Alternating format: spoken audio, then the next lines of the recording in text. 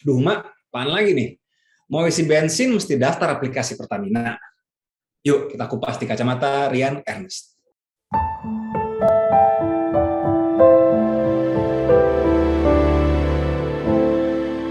Menyalurkan BBM bersubsidi menjadi salah satu amanah yang diberikan kepada Pertamina Patraniaga, Subholding Commercial and Trading, PT Pertamina Persero, dalam rangka memenuhi kebutuhan energi yang terjangkau bagi masyarakat. Sebagai BBM bersubsidi, penugasan Pertalite solar ini ada aturannya juga. Direktur Utama Pertamina Patraniaga, Alfian Nasution, menjelaskan bahwa dalam menyalurkan BBM subsidi, ada aturannya nih dari sisi kuota atau jumlah maupun dari sisi segmentasi penggunanya. Nah, saat ini segmen pengguna solar subsidi ini sudah diatur. Sedangkan Pertalite, segmentasi penggunaannya masih terlalu luas. Sebagai badan usaha yang menjual Pertalite dan solar, sudah seharusnya tepat sasaran dan tepat kuota dalam menyalurkan BBM yang disubsidi pemerintah. Subsidi. Menurut Wasa Pertamina, saat ini masih terjadi permasalahan di lapangan, yaitu adanya konsumen yang tidak berhak mengkonsumsi Pertalite dan solar. Dan jika tidak diatur, besar potensinya kuota yang telah ditetapkan selama 1 tahun tidak akan cukup, boncos. Untuk memastikan mekanisme penyaluran makin tepat sasaran, maka Pertamina Patraniaga berinisiatif dan berinovasi akan melakukan uji coba penyaluran Pertalite dan solar bagi pengguna berhak yang sudah terdaftar dalam sistem My Pertamina. Inisiatifnya bagus, namun dengan catatan. Masyarakat yang merasa berhak menggunakan Pertalite dan solar dapat mendaftarkan datanya melalui website My Pertamina untuk kemudian menunggu apakah kendaraan dan identitasnya terkonfirmasi sebagai pengguna yang terdaftar dan berhak. Menarik, sebuah laporan terkini dari World Bank mengatakan kalau golongan menengah dan golongan atas di Indonesia mengkonsumsi 42% dan 73% solar bersubsidi dan 29% dari LPG bersubsidi. Mereka menikmati hak orang lain. Ada ide bagus nih dari editorial di Jakarta Post. Mereka mengusulkan agar Pertamina mengatur aplikasinya agar hanya yang bermobil sampai 1.500 cc dapat mengakses bensin bersubsidi. Ini ide tepat menurut saya. Dari berita hari ini di CNN, posisi pemerintah melarangnya itu bagi mobil 2.000 cc ke atas. Padahal banyak yang cukup mewah di kelas antara 1.500 sampai 2.000 cc. Misalnya Toyota Innova, Honda CR-V, Toyota Foxy, Chevrolet Captiva. Ini mobil yang umumnya dibeli orang berduit. Sedangkan untuk motor, kebijakannya adalah dilarang minum Pertalite untuk 250 cc ke atas. Ini masuk akal. Motornya kebanyakan berharga, skutik bongsor, motor sport, dan lain-lain. Subsidi energi kita udah besar banget loh. Hampir 16% dari APBN kita. Yuk, jangan sia-siakan dengan menikmati subsidi yang sebenarnya bukan menjadi hak kita. Saudara-saudara kita yang lain banyak yang lebih membutuhkan. Kembali ke soal pelaksanaan kebijakan ini. Ada beberapa hal yang dilupakan oleh Pertamina dan ini merupakan sebuah masalah, yaitu data kependudukan dan kendaraan Indonesia yang belum rapi.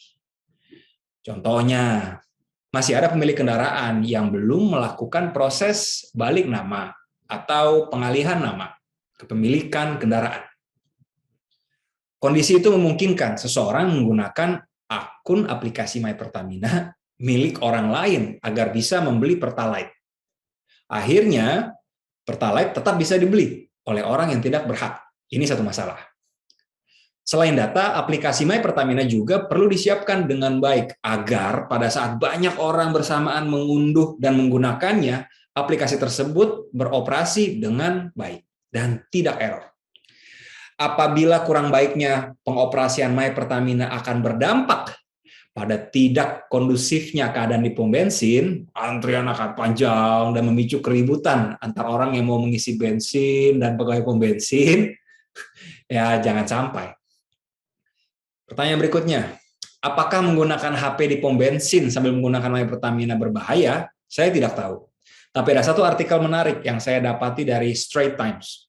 Ini koran ternama di Singapura. Seorang profesor dari Universitas Putra Malaysia mengatakan, bahwa gelombang dari HP terlalu lemah untuk membuat ledakan. Ya, tapi kita nggak usah cari resiko lah ya. Kalau Pertamina larang pakai HP, ya kita ikuti saja. Dan didaftarkan dari luar pom bensin aja guys, My Pertaminanya. Nah, tujuan utama dari penggunaan My Pertamina ini kan agar pemberian subsidi tidak salah sasaran. Akan tetapi hal ini menurut saya akan tetap terjadi. Saya kutip menurut Direktur Center of Economics and Law Studies atau CELIOS, Bima Yudhistira, yang menilai kebijakan pembatasan konsumsi Pertalite dan solar dengan aplikasi My Pertamina tetap beresiko pada pemberian subsidi ke salah sasaran. Sebab menurut dia, basis data yang digunakan untuk menentukan konsumen yang berhak membeli bahan bakar minyak tersebut tidaklah jelas. Bima menyoroti mulai dari proses verifikasi dan akurasi data penerima jenis BBM itu masih menyisakan sejumlah celah. Untuk solar misalnya, kalau pemerintah menargetkan hanya nelayan atau UMKM yang boleh ngebelinya, ya seharusnya sudah ada data konsumen yang disasar lengkap dengan nama dan alamat setiap rumah tangga. Data lain yang diperlukan juga adalah NIK, milik nelayan dan pelaku UMKM tersebut. Sedangkan untuk BBM jenis Pertalite, fase pertama yang perlu dibenahi adalah sinkronisasi data dengan data terpadu kesejahteraan sosial atau DTKS. Sehingga yang berhak membeli BBM bersubsidi benar-benar rumah tangga tidak mampu. Karena saat ini, My Pertamina belum tersinkronisasi dengan data khusus yang memberikan informasi detail. Baru rencana mensinkronkan dengan data kendaraan seperti yang telah saya bilang sebelumnya. Oleh karena itu, bisa saja pada prakteknya di lapangan, oknum yang tidak berhak mendapat subsidi bisa meminjam NIK atau kendaraan dengan plat nomor kendaraan berbeda. Sejumlah keruwetan akan muncul menyusul keputusan pemerintah lewat PT Pertamina Persero membatasi konsumsi Pertalite dan solar. Kenapa? Karena ada kemungkinan yang terjadi justru penggunaan My Pertamina meningkatkan celah untuk menjual kepada pelaku industri atau pihak yang tidak berhak.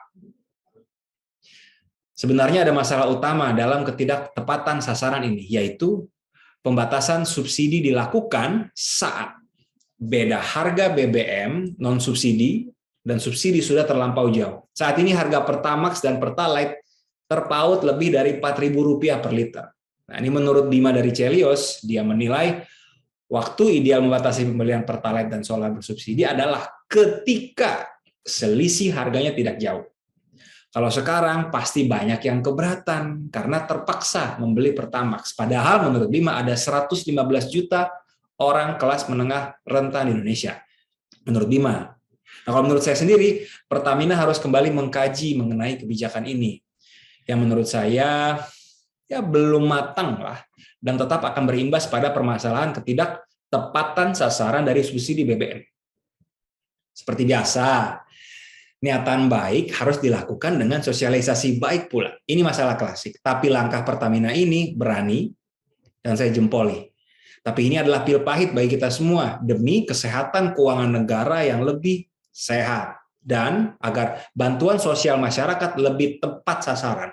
Janganlah kita nih karena merasa WNI dan sudah bayar pajak lalu menikmati uang negara yang bukan haknya. Itu sebenarnya korupsi. Sampai jumpa di kacamata Rian Ernest berikutnya.